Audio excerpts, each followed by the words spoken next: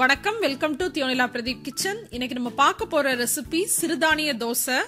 சிறுதானியம் உடம்புக்கு ரொம்ப நல்லது. நிறைய நார்ச்சத்தும் புரதச்சத்தும் இருக்கு. அதனால இனிமேல் நம்ம நிறைய சிறுதானிய ரெசிபிஸ்லாம் பார்க்க போறோம். அதுல நம்ம ஃபர்ஸ்ட் பார்க்க போறது திணை தோசை. இப்போ இந்த திணை தோசை எப்படி பண்றதுன்னு பார்க்கலாம். இந்த திணை தோசை பண்றதுக்கு நம்ம ஃபர்ஸ்ட் திணையை ஊற வச்சிடலாம். 1 கப் அளவு திணை எடுத்திருக்கேன். திணை பார்க்கிறதுக்கு இந்த மாதிரி தான் இருக்கும். திணைக்கு இங்கிலீஷ்ல Foxtail millet அப்படின்னு சொல்லுவாங்க. நீங்க கடைக்கு போய் வாங்குறப்ப Foxtail millet அப்படின்னு கேட்டு வாங்குங்க. இதை ஒரு 6 ல இருந்து 7 மணி நேரம் ஊற வைக்கணும். நைட்டு ஊற வச்சீங்கன்னா காலையில நீங்க மாவாட்டலாம். திணையில நிறைய தூசி இருக்கிறதுக்கெல்லாம் வாய்ப்பு இருக்கு. அதனால அதை நல்லா கழுவிட்டு அதுக்கப்புறமா ஊற வைங்க. 1 கப் அளவு திணை அரிசிக்கு 1/4 கப் அளவு உளுத்தம் பருப்பு எடுத்துக்கணும். அதாவது 4:1 அப்படின்ற ரேஷியோ. இப்ப 4 கப் அளவு திணை அரிசி எடுத்தீங்கன்னா 1 கப் உளுந்து எடுத்துக்கணும்.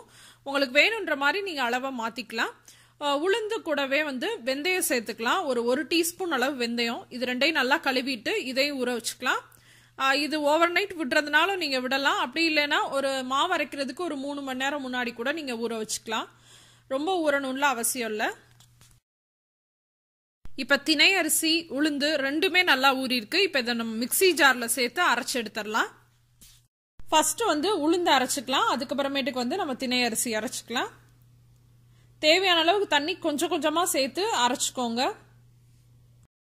இப்ப உளுந்து அரைச்சாச்சு. அடுத்து திணை அரிசி அரைச்சுக்கலாம். மாவு ரெண்டையும் நல்லா அரைச்சதுக்கு அப்புறமா அதுல உப்பு சேர்த்துட்டு கை வச்சு நல்லா கலந்து விட்டுக்கோங்க.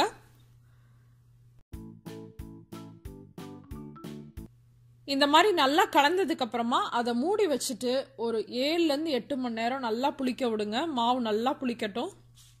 மாவு இந்த மாதிரி நல்லா புளிச்சதுக்கு அப்புறமா அதை மெதுவா கலந்து விட்டுக்கோங்க. கலந்துட்டு உங்களுக்கு கெட்டியா இருக்க மாதிரி ஃபீல் ஆச்சு அப்படின்னா கொஞ்சமா தண்ணி சேர்த்து தோசை மாவு பதத்துக்கு கரைச்சிக்கோங்க. இனிமே நம்ம நார்மலா தோசை சுடுற மாதிரியே இதை சுட்டு எடுத்துடலாம். நல்லா நல்லெண்ணெய் விட்டு சுடுங்க. உங்களுக்கு நல்லெண்ணெய் வேணாம் அப்படின்னு நினைச்சீங்கன்னா நான்ஸ்டிக் பேன்ல எண்ணெய் இல்லாம கூட நீங்க சுட்டுக்கலாம். ஆனா இரும்பு தவாதான் ரொம்ப நல்லது. இதுலயே ஊத்தாப்பம் இதெல்லாம் பண்ணலாம். எப்படி அப்படின்றத நான் இன்னொரு வீடியோல சொல்றேன். தோசை அடிப்பக்கமா வெந்ததுக்கு அப்புறமா அதை திருப்பி போடலாம். திருப்பி போட்டு இந்த சைடு வெந்ததுக்கு அப்புறமா இதை எடுத்து நம்ம சர்வ் பண்ணிடலாம். எவ்வளவு மொறு மொறுன்னு தோசை வந்திருக்கு பாத்தீங்களா? ரொம்ப சூப்பரா வருங்க. இதுல ஒரு 2 ஸ்பூன் அரிசி கூட நீங்க சேர்த்துக்கலாம். அப்படி இல்லைன்னா 2 ஸ்பூன் அவல் கூட சேர்த்துக்கலாம். இதெல்லாம் உங்க டோட்டலி ஆப்ஷனல் தான். அப்படி சேர்த்தீங்கன்னா இன்னும் கொஞ்சம் மொறுமொறுப்பா இருக்கும். அவ்வளோதான், நம்ம ஹெல்தியான திணை தோசை ரெடி ஆயிடுச்சு. இந்த தோசை கூட நல்லா காரசாரமான கார சட்னி வச்சு செஞ்சு பாருங்க. ரொம்ப சூப்பரா இருக்கும். நம்ம சேனல்ல இப்பதான் கார சட்னி வீடியோ போட்டேன். அதே ரெசிபி தான் இது.